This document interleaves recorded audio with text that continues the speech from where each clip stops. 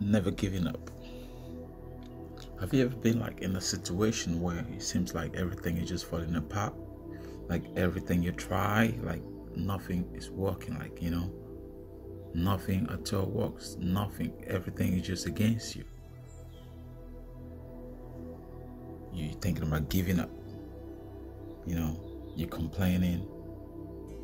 You can't see light in the future or light in the end of the tunnel. You're like at the end of your threshold. Especially if you're born into a world where you're expected to put your head down.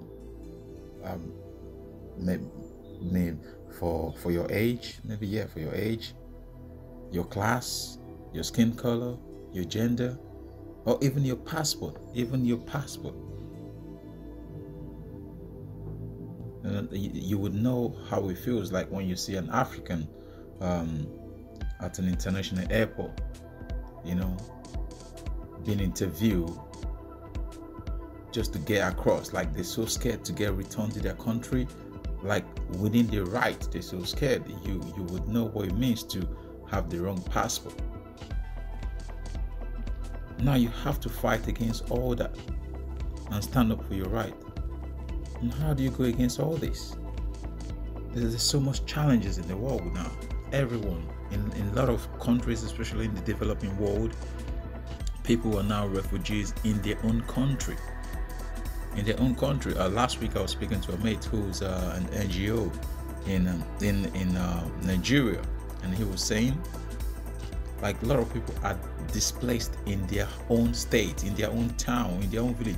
These people are not even trying to travel anywhere. They like, this is their home. They're displaced. Imagine being internally displaced person in your own hometown, your country. And now there's something else that goes on, sex for food. So within this IDP camp, a lot of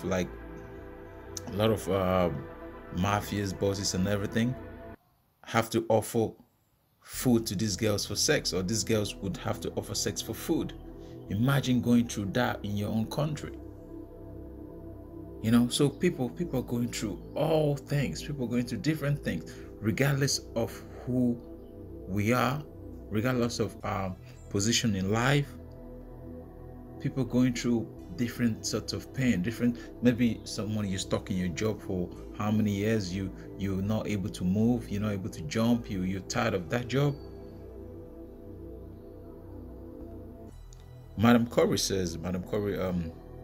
a Nobel Prize winner, she says, a radiology, she says, life is not easy for any of us. She once says, but what of life? We must have perseverance and above all, confidence in ourselves. We must believe that we are gifted in something, and this thing must attain at the highest level. That's it. So you could be in some, like your current work, you're not performing to your best standard, you're being mocked, or you're gifted at something else, but you're so scared to take a leap. You're so scared, you're so frightened, you're thinking, what would happen? Well, God is giving you that gift for a reason. God is giving you that reason. And I'm not talking about passion. When you ask people about passion, everyone talks about passion. Maybe they want to, play some kind of golf or something. No, I'm talking about something like a service you could sell for money. You're sitting on this because you're so scared to take a step. Some smart people says, nothing in life is to be feared. It is only to be understood. Having that intelligence and understanding, the ability to judge well.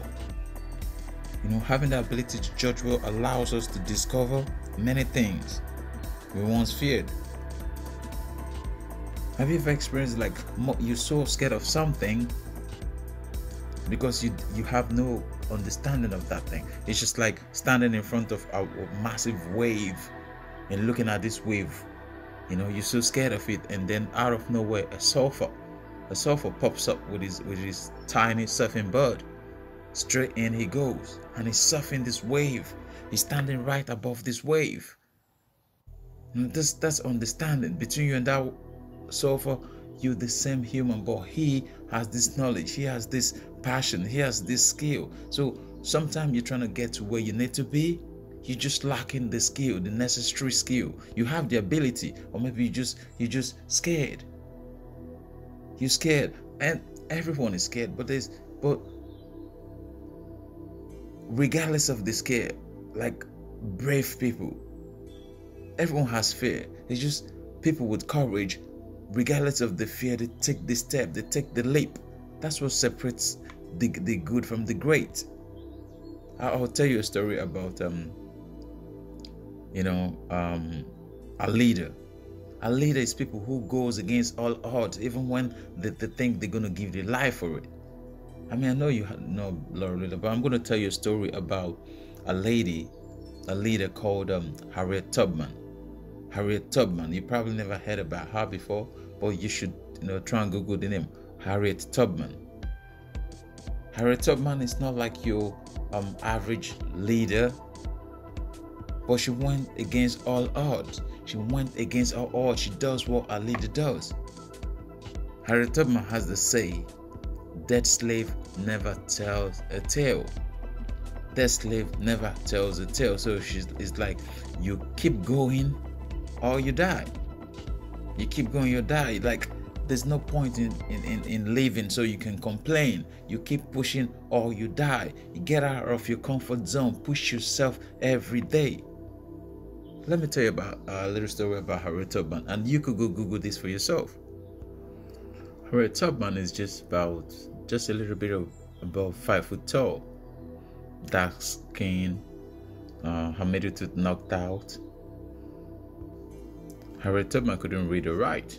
She works most of the time. She works as like a housekeeper, a maid, working in the kitchen.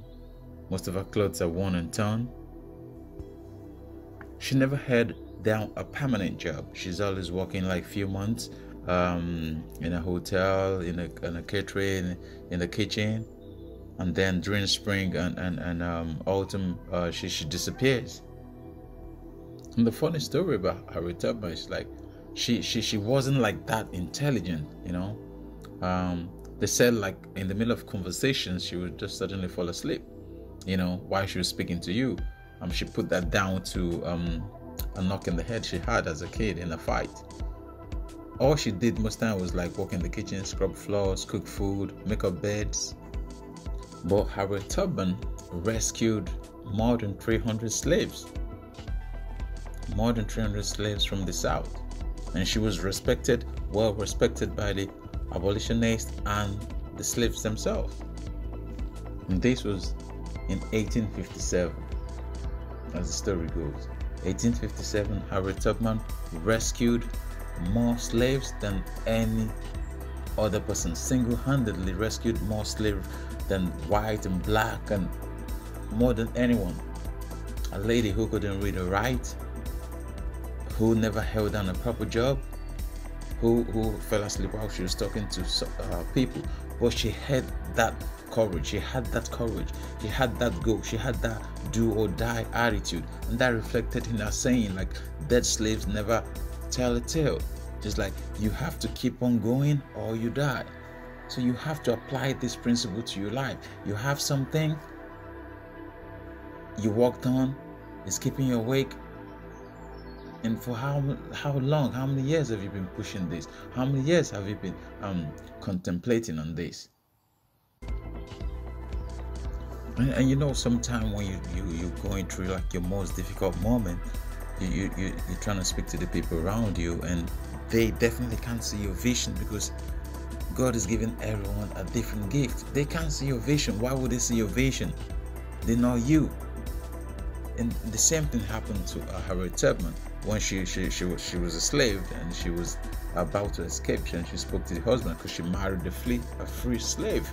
She married a free slave, and she said to the husband, she's gonna escape. And the husband says, no, if you try anything of such, I'm gonna turn you in. Imagine that. So a lot of people are going to doubt you. A lot of people around you are going to put you down, going to disregard whatever you're about to do. But when she was ready to leave, she left on her own. She left on her own, and then she came back every autumn and spring to rescue slaves, to guide them out. And this was a lady who couldn't read, who couldn't write, just above 5 foot tall, never had any proper professional job. But she had courage. She had that determinant goal. She had just one goal. She did it or she died. And whoever was following her, you either go on or you die. Every summer and winter she worked. Every summer and winter she got whatever job she could get and worked so she could gather some money to go back to the south every spring and autumn to bring out more slaves. And this was just personal courage to set people free for no personal gain. She did it for no personal gain. She could have just stayed away when she escaped. But now this is the courage. This is the drive you need to say no, regardless of whatever it is. If Harriet Tubman could do it, a lady that couldn't even read or write, a lady that couldn't even hold down a proper job, a lady that just over 5 foot tall, why can't I do it with all I've been through all these years? Why can't I take the leap? You have to be relentless. You have to be relentless in your pursuit, in your drive, in your passion. You have to treat your passion like you're guiding out a slave. You're guiding out people that whoever dies will tell tales in you. You have to leave no stone unturned. Whatever you're working on, you have to give it your best. You have to improve every day. You have to see the improvement every day. You have to have that character in you to find the root of the cause, root of the matter.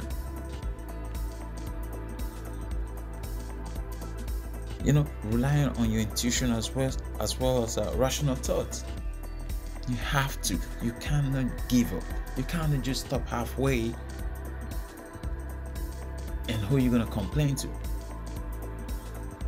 Just remember that. Dead folks tell no tales. You go on or die.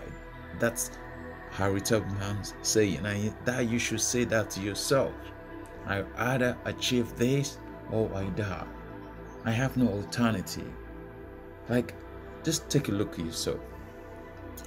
How long have you been existing? How long have you been existing?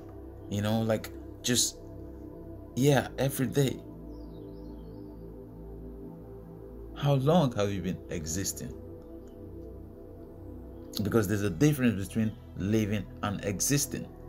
There's a difference between visiting Paris and experiencing Paris. There's a lot of difference.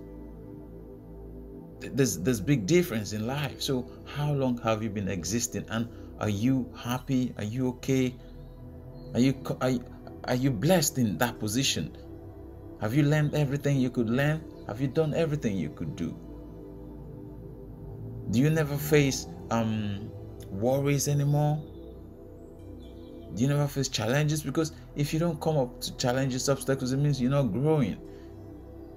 For instance, if you go to the gym every day to lift, and you never feel any pain, then you're not actually putting in any work.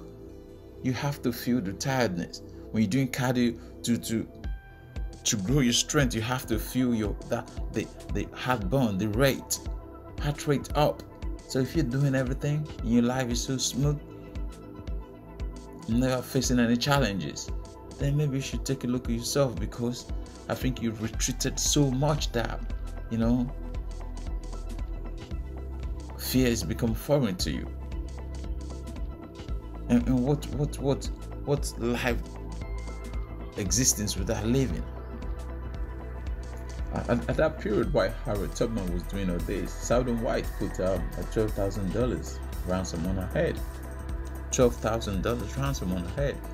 And she willingly went back 19 trips, saved more than 300 slaves.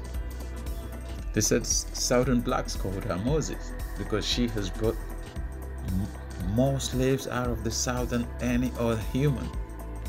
And so I'll just go back to this. If you have an excuse, you have excuse for your age, for your class, you're born into poverty, you're born with a rusty spoon, your skin color, your gender, your passport, just think about Harriet Tubman. Just think about Harriet Tubman.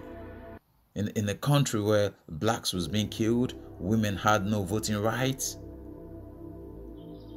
She couldn't read, she couldn't write, and still she went with her instinct. She went with her rational thought. She went with the courage. She did what no other person ever did. Now, take a look at yourself. If Harriet Tubman could do it, I promise you can do it. You just need to get to that point of no return. They say place yourself in where you can never go back. Burn the boat. When you cross the river, burn the boat so you can never go back. Put yourself in that circumstance where you either do it or you die.